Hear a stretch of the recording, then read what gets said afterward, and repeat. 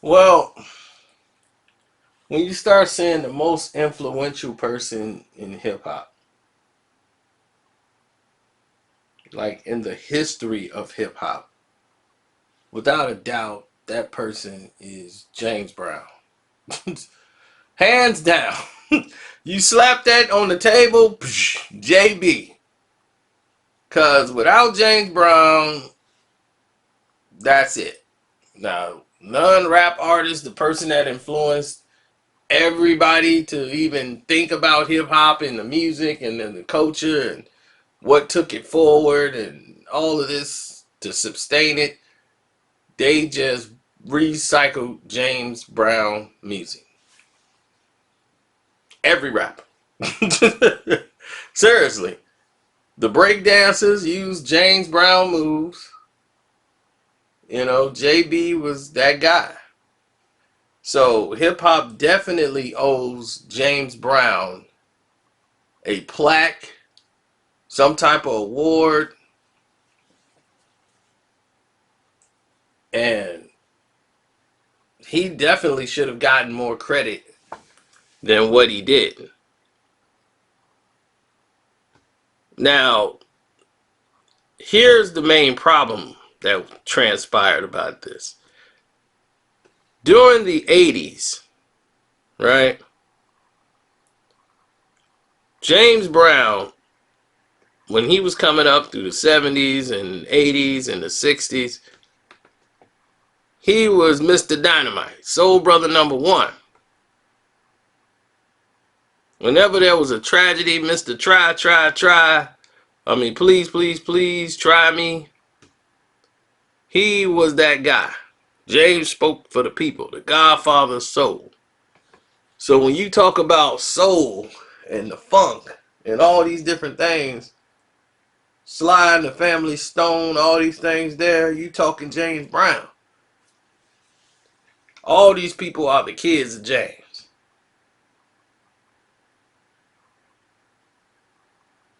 See, in 75, when all these different things were starting to come by, the disco era was starting to come into play. So now the music was changing. And, you know, you got all these DJs with this disco music coming. Fast tendencies. And then James had Sex Machine song come out and all this other stuff is going good. And, you know, he had a couple of songs that failed to hit the top 10. And everybody's like, man, James is getting old. And, you know, James ain't selling out like he used to. You know, Body Heat was the only one that was really something they were playing. And then George Clinton in Parliament is starting to be the band that everybody's going to. The sound is changing. And then the IRS came for, you know, disputes with his taxes. And they started to come after his businesses. So he was leveraging and losing the majority of his royalties and his money due to the IRS and the government coming after his businesses. Now, when he came out with the original Disco Man, you know, he came out, you know, he was not going to do too much production with that. And we did the song It's Too Funky in Here. And that was like his biggest single at the time. James Brown ended up leaving the record company. But all these songs that James Brown had, these songs were basically out in existence.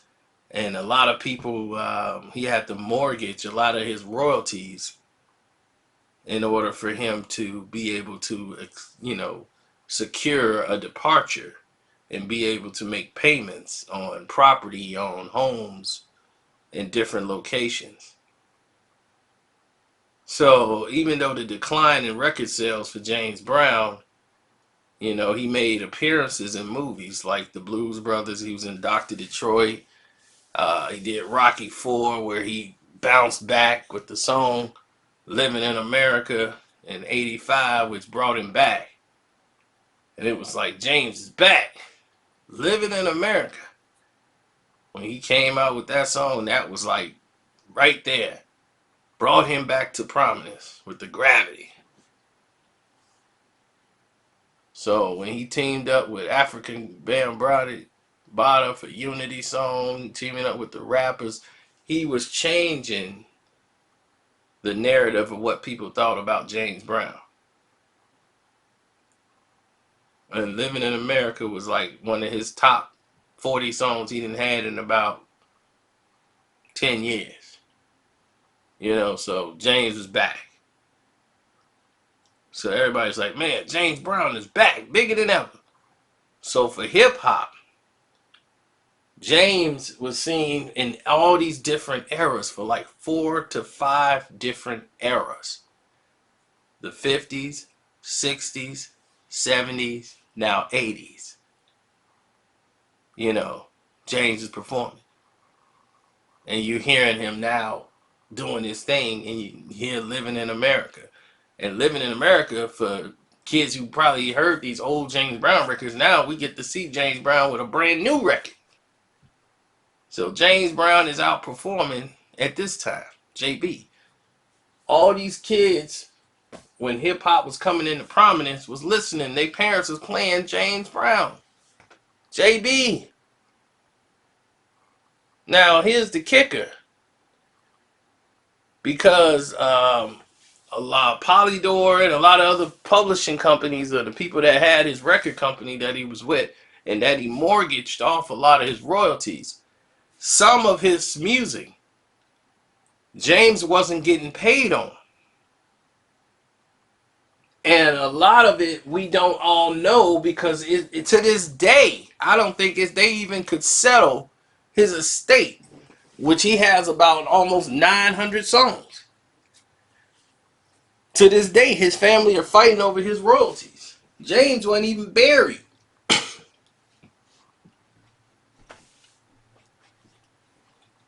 It's a mess. And this is a man with a will that specifically said how his money should be split up and separated. Yet his wishes are being kind of like, well, we're going to do some of the stuff he wanted to do, because he didn't marry well in his last years, or date well in his final days of resting.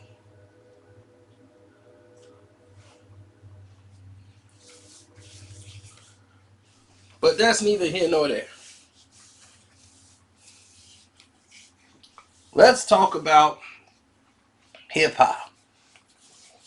Hip hop was this new thing that was coming up in the 70s with the Sugar Hill Gang, with the Curtis Blow, and what people would do was listen to the songs of the days, wait for the break beat, which normally is the instrumental or the side B record, and people would make their songs to the side B records. DJ would make it. They didn't have too many people making their own music, and they were rapping to it. They were rapping the music that already existed. So this became the new thing. The DJs will hook up the beats, and they'll make the break beats and the do-it-yourself mix, and here they come with the records. And what had the tempo, the bass, the drum, the snare, the flare, more than the JB song? James Brown, you ain't have to worry about the drums. JB got the drums. You ain't got to worry about the horns. JB them got the horns. But the problem is, now you're faced with a different type of dilemma. Your dilemma now at this point is the fact that the artists and the musicians who played those notes, who played those musical samples, their music is right back out there in the world, and they're not getting a dime off of it. and now it's back selling records. So these guys don't get no money. You know who's getting money? The record company, who owns that publishing. So those artists are not even getting anything for their royalties, and they played those horns. They played those musical notes. And one of the musicians had said before, like, he's like, it's sick because I can hear my riff blowing on some song I was never in the studio for and never did, and I don't get any money for it. He's like, they even played it in a commercial, and I don't get anything, and I played the horns on that song, and I don't get any royalties off that money. He's like, it almost makes me sick to my stomach when I hear the song. And this was the era of hip-hop in which sampling was the case. Now, they gave credit whenever they sampled the song. They gave credit to who they sampled it from. But the person who wasn't being paid and that people didn't know was James Brown, the guy who actually created the songs. A lot of those songs James Brown didn't really own anymore. I don't know if he owned I Feel Good, because I don't think he did for a while. I think he kind of got it back. But for a while, he didn't own I Feel Good. The Big Payback, he didn't own. He didn't own a lot of songs that rappers used at that time. And I mean, their rappers built their careers off JB. From Big Daddy Kane to Gangstar. You know, a lot of rappers built and buttered their bread off the JB.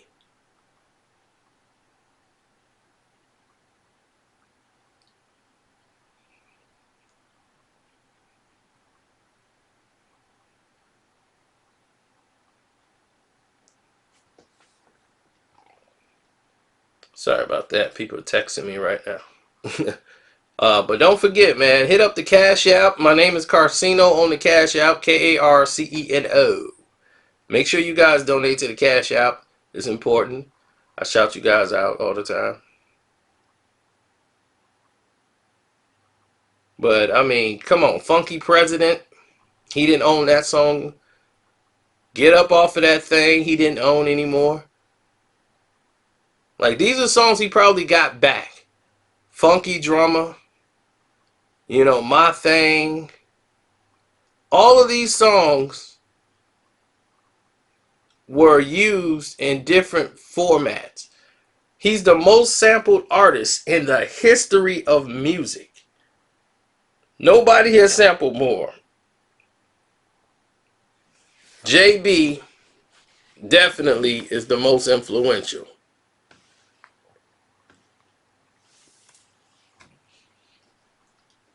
And he built hip hop. Beats to the Run DMC, that's JB.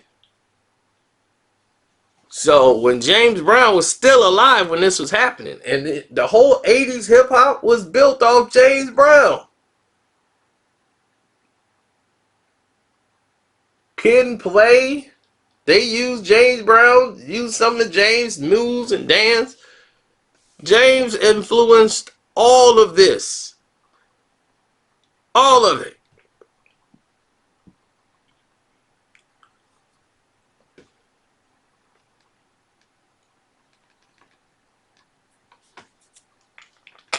Breakdancers, first time breakdancing was to James Brown. Give It Up and Turn It Loose. The 1969 song. That was breakdancers, one of their first music songs they ever broke dance to. Give It Up or Turn It Loose.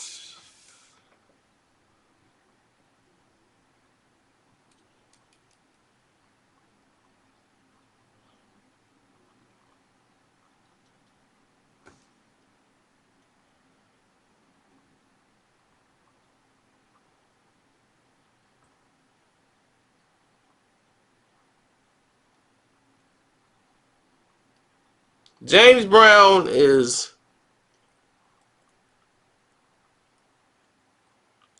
definitely probably the best entertainer ever. You couldn't put anybody above him. Everybody, Michael Jackson, Prince, they all came from James. James didn't follow traditional sound. James had his own sound.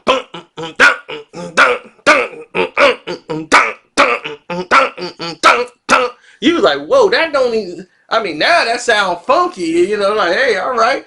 Back then, they were like, this don't follow a program. This is not structured right.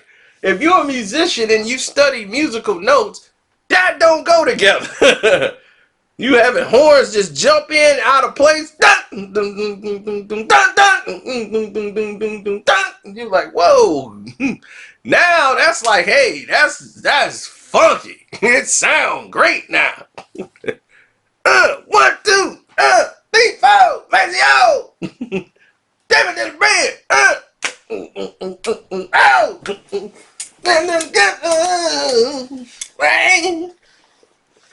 Whoa! Hey! Oh, man, hey, what do? Never go, oh!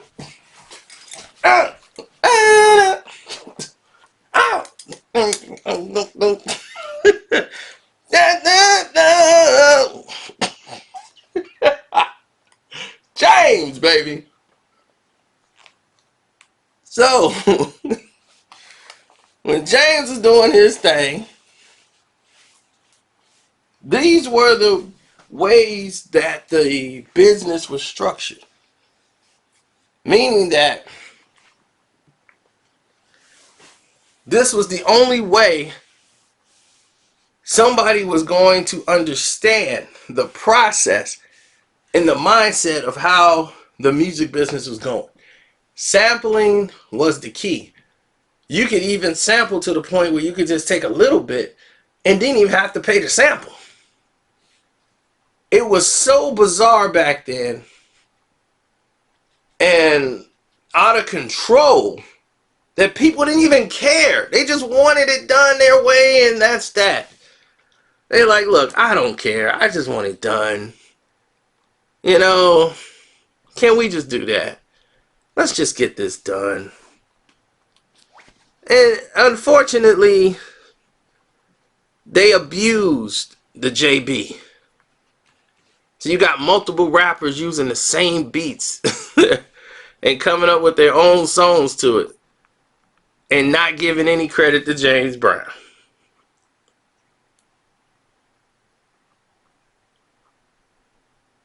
I mean, really, a lot of them were just taking the music and thinking it just theirs. And they weren't giving any credit to James. As rude as that was,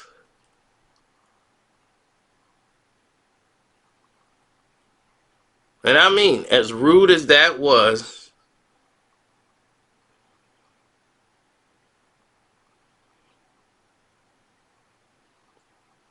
it didn't go unnoticed. James Brown got with Full Force, who was known with all the rappers and everyone else for their soul sound and everything else, working with Lisa and Coat Jam. He said, I'm going to make a new album, but I'm going to need some help. So they got with Full Force and another one of the rappers out there, and he came right out. All you copycats out there, get off my chip! Cause I'm James Brown with the full force, and I ain't taking no lip. And it was a message. James Brown had the first diss song from somebody who wasn't really a rapper. James Brown dissed every rapper that was using him without his permission. Everybody on the street, listen to what I say. You walk around and saying you're bad. It's time you do it that way. But here I am, the man who started all, and I'm glad. Cause I'm number one and I know I'm bad.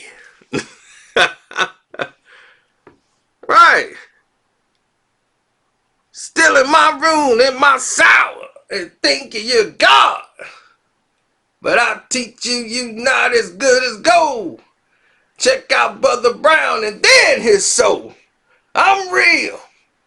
I'm the real super bad. And ain't nobody out there good enough to take the things I have.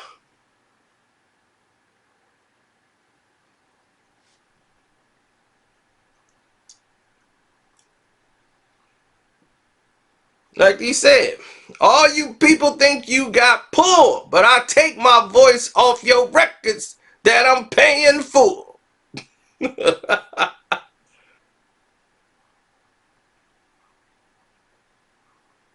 you guys did all of this stuff to James. So James was mad.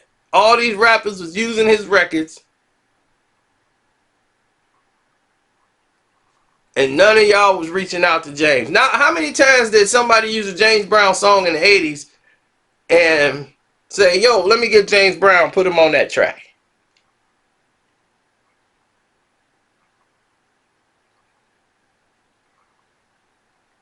Nobody.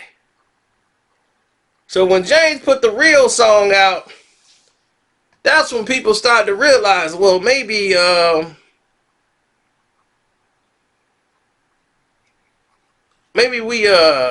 we did something wrong. Yeah, you did something wrong. Y'all didn't include James.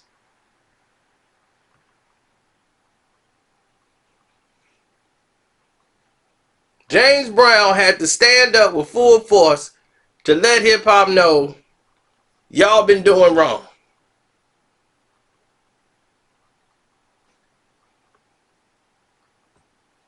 These are stories you probably never hear about. They never tell you stuff like this because you probably weren't around. It's not your fault.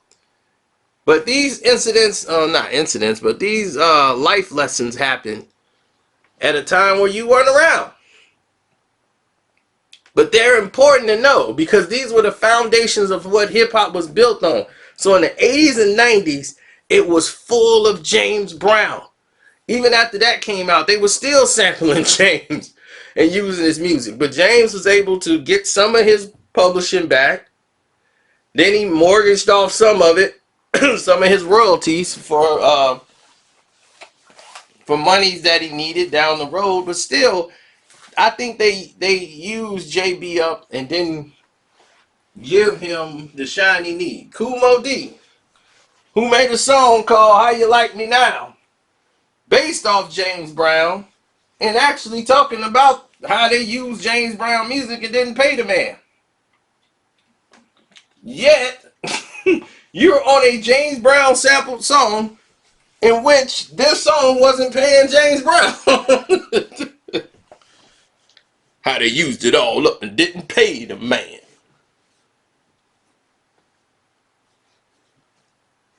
So I'm thinking maybe Kool Moe Dee paid James Brown.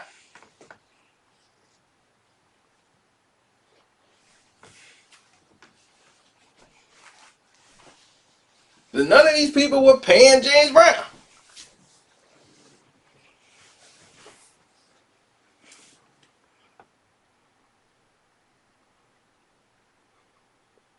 It happened to James like it happened to me. How would things seeing another MC get paid using my rap style? Well, same thing happened.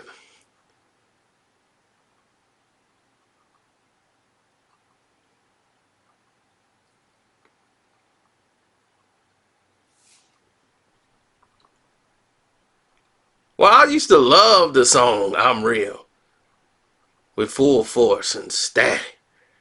Static! No static, don't start nothing, won't be nothing. Well, everybody was out there copying James' style. They were copying everything James was doing, from dancing, everything, and nobody was reaching out to James, which to me was very disrespectful. I'm just not built that way. That would never, ever, ever happen to me. I would never be the type of person to step over somebody and act like I didn't know them I don't care what my stature was in life. I could never be that person because that's the character of a man. And me, my character won't allow me to do something like that to someone. It just wouldn't.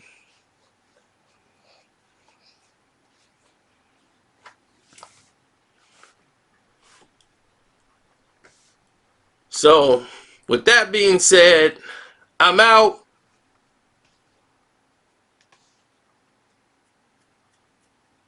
And definitely want to support my page. Click the link in the description box where it says Super Chat. I appreciate all the people in there that's been donating and hitting the Super Chat up. Shout out to O Sharp who donated today. I saw you, O Sharp.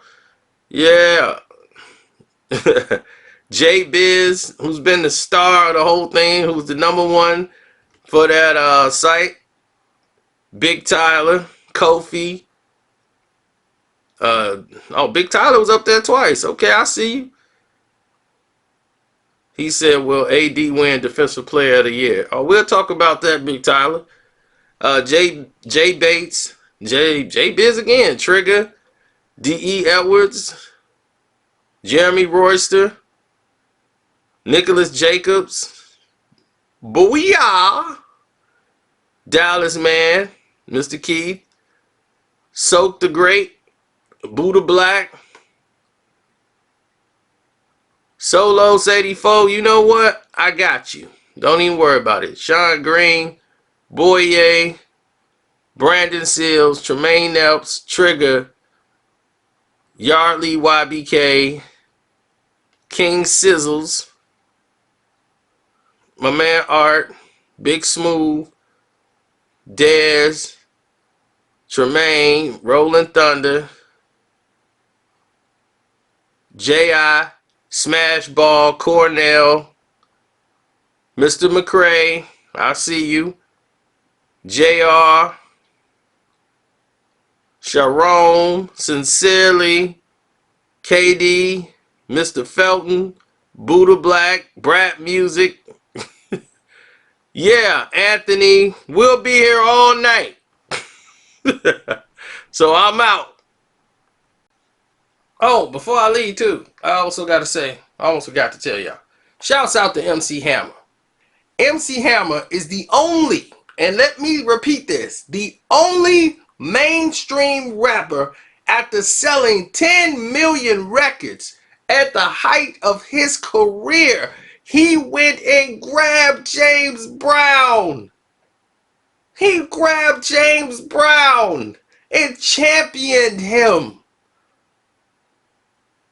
Shouts out to MC Hammer for that. And everybody give Hammer a round of applause for that. I cannot forget to say that. I cannot forget to say that. That's a real one. But y'all called him a sellout. Oh, go figure.